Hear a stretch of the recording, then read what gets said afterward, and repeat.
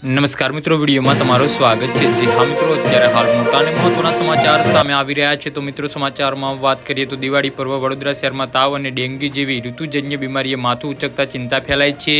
શહેરની વિવિધ હોસ્પિટલમાં ત્રાવગ્રસ્ત દર્દીઓની ઉભરાઈ રહ્યા છે। તો આરોગ્ય વિભાગ દ્વારા કરવામાં આવેલા તાજેતરના સર્વે મુજબ કુલ 877 તાવના કેસો અને ડેન્ગ્યુના 61 શંકાસ્પદ કેસો નોંધાયા છે।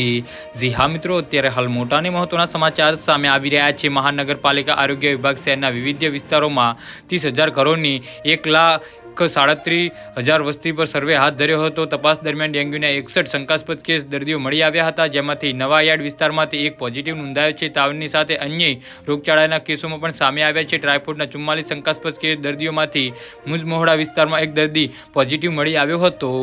જી હા મિત્રો, અત્યારે હાલ મોટા અને મહત્વના સમાચાર સામે આવી રહ્યા છે। તે ઉપરાંત શહેરમાં ઝાડાના 42 કેસ પણ નોંધાયા છે। આરોગ્ય વિભાગે ચેપના સ્ત્રોત શોધવા માટે શહેરની 38 કન્સ્ટ્રક્શન સાઇટ અને 3 શાળા કોલેજની તપાસ હાથ ધરી હતી।